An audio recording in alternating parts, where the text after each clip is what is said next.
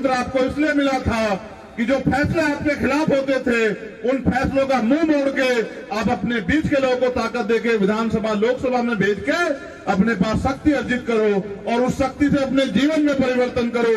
आपकी जो समस्याएं हैं उनको खत्म करने का काम करो। लेकिन मैं ये देखता हूं जहां पूरे राजस्थान में इस गठबंधन से एक ऊर्जा पैदा हुई है, सिखावटी सीकर का क्षेत्र किसी कारण से अभी पीछे है।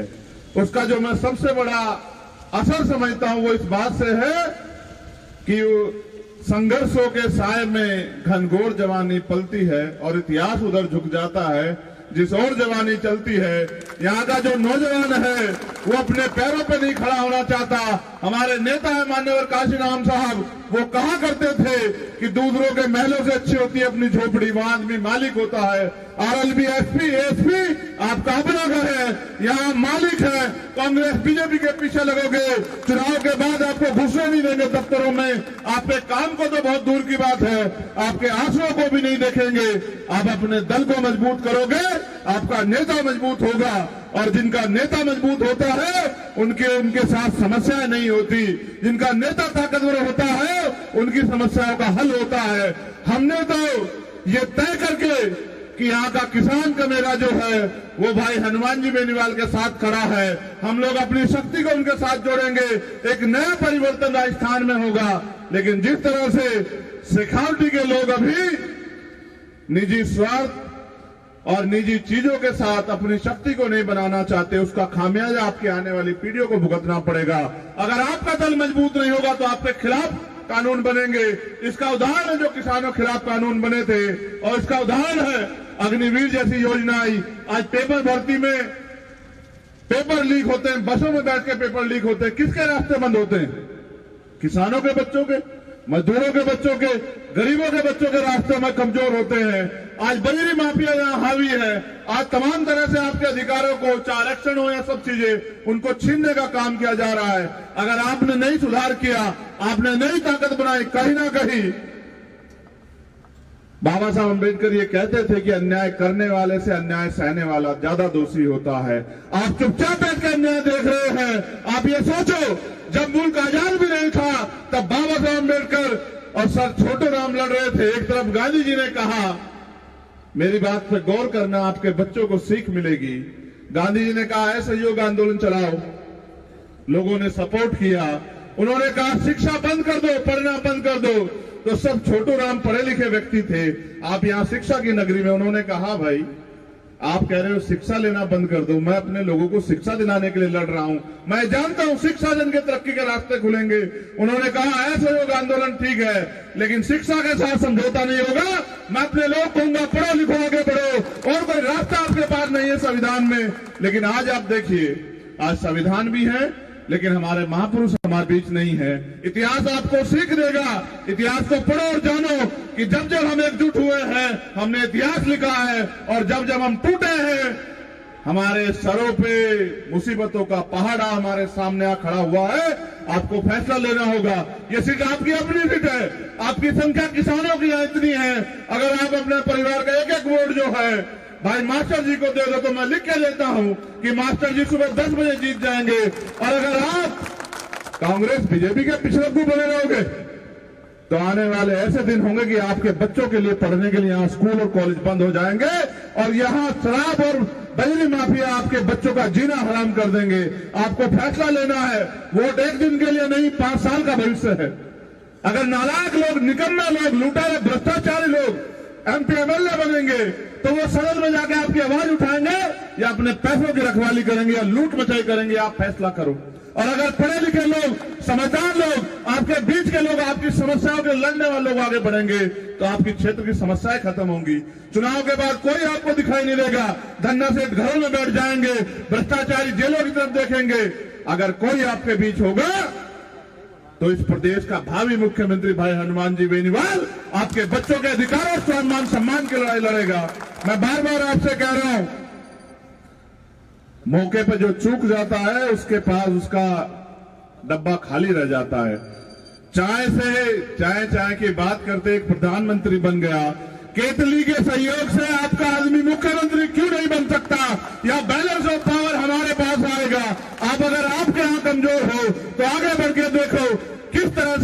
जो है किसान, मजदूर, कमेरों का एक गठबंधन, नौजवानों का, महिलाओं का, दलित पिछड़ों का एक गठबंधन, आदिवासियों का गठबंधन, अल्पसंख्यकों का गठबंधन किस तरह से आगे बढ़ रहा है। और जो न्याय पसंद लोग हैं वो भी इस गठबंधन के साथ हैं, क्योंकि कांग्रेस वाले कहते हैं बीजेपी के लोग भ्रष्टाचारी हैं और बीजेपी के लोग कहते हैं कांग्रेस के लोग भ्रष्टाचारी हैं, और दोनों ही लोग मिलके एक अच्छी जुगलबंदी से आपके सामने इस प्रदेश को चला रहे हैं। जब वोट का अधिकार आपके पास है, वोट की शक्ति आपके पास है, तो फिर उनके लोग सरकार में क्या कर रहे हैं।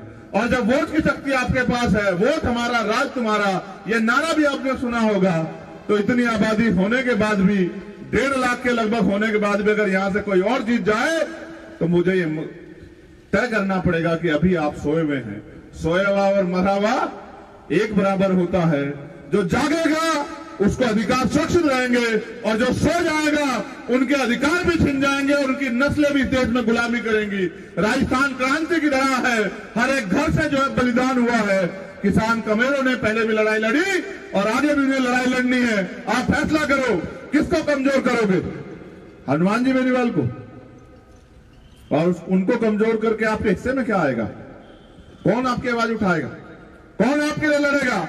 आप अगर उन पिछड़कों के पीछे लगना चाहते हो तो लग जाओ, लेकिन ये सोचो कि जब इतिहास लिखा जाएगा तो लोग आपसे पूछेंगे नहीं कि जब हनुमान जी बेनीवाल मजबूत विकल्प आपको दे रहे थे कांग्रेस बीजेपी से मुक्त होने का, तरक्की करने का, तो आप कहां खड़े थे?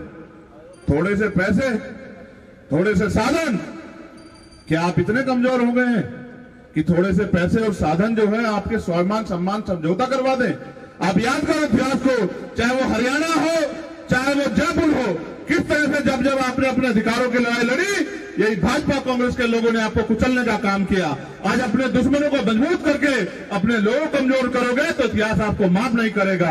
मैं अपने लोगों से कहूंगा, अपनी कीमती वोट को बिल्कुल मत चूकें। आरएलपी और एसपी के जो चुनाव निशान जहां जहां है, गठबंधन का प्रत्याशी जहां है, चाहे आप एक रोटी कम खाना, लेकिन अपने कीमती वोट को राजनीतिक शक्ति बनाने के लिए अपने गठबंधन के चुनाव निशान पे देना और एक एक वोट देके ये साबित करना कि अब हम यहाँ गुलामी की बेड़ियां काटने की तरफ बढ़ रहे हैं। एक ऐसा राजस्थान बनेगा जहां महिलाएं सुरक्षित होंगी, जहां किसान सुरक्षित होगा, जहां मजदूर सुरक्षित होगा, जहां गरीबों के घर भी अमीरों के जैसे होंगे। अगर आज समस्या है 70 साल के बाद, इसके जिम्मेदार कहीं ना कहीं हम और आप हैं, क्योंकि हम अपने वोट का सही प्रयोग नहीं कर रहे हैं। आपके पास मौका है, अगर चूक जाओगे तो 5 साल बाद मौका आएगा, और नहीं चूके तो इसी बार इतिहास लिखा जाएगा। जब चारों तरफ धन्ना सेठ आगे बढ़ रहे हैं तो आपके पास मौका है अपने बीच के व्यक्ति को आगे बढ़ाने का। मैं आरएलपी और एएसपी भीम आर्मी के सभी साथियों का धन्यवाद दूंगा, मगर मैं उनसे यह भी अपील करूंगा कि आने वाले 7 दिन आपके भविष्य का फैसला करेंगे। चाहे तो सो जाओ और चाहे अपने भविष्य का निर्माण करो। भविष्य निर्माण संघर्ष से होगा। आज के बाद जब यहां से वापस लौटे, हर व्यक्ति से कहें कि सुख सुविधाएं तो बाद में भी मिल जाएंगी। अगर राजनीतिक शक्ति हमारे पास हुई तो फैसला लेने की ताकत हमारे पास होगी, कानून को लागू करने की ताकत हमारे पास होगी, एमएसपी की गारंटी का कानून बनाने की ताकत हमारे पास होगी। और जब ताकत हमारे पास होगी तो हमें किसी के दरवाजे नहीं जाना पड़ेगा। इसलिए मैं आपसे अपील करूंगा, जब आप 25 तारीख को वोट डालने जाए तो अपने कीमती वोट को गठबंधन के प्रत्याशियों को देके उनको कामयाब बनाएं। और वास्तविक लोकतंत्र जो ये तय करता है कि कमजोर किसान, मजदूर, कमेरों के बेटे भी आगे बढ़े और प्रदेश के अंतिम व्यक्ति को सुख सुविधाएं मिले, उसका फैसला आप अपनी वोट की शक्ति से लें। बहन बेटियों के सम्मान की सुरक्षा करने के लिए, कमजोरों का हथियार बनने के लिए, उनकी आवाज बनने के लिए मास्टर जी को और झुंझुनू में आपके बराबर में भाई पंकज धनखड़ जी को अपनी कीमती वोट देके उनको सफल बनाएं और ऐलान करें कि अब हम किसी के भरोसे नहीं रहेंगे। अपने घर को मजबूत करके अपने घर को ताकत देंगे और अपने बच्चों के भविष्य को सुरक्षित करेंगे। बहुत बहुत धन्यवाद। जय भीम, जय भारत, जय मंडल, जय जोहार, जय तेजाजी महाराज, जय भीम। आप सभी के लिए मंगल कामनाएं। मुझे विश्वास है कि जवानी उठ खड़ी होगी और अपने भविष्य का फैसला बहुत मजबूती से करेगी। बहुत बहुत धन्यवाद।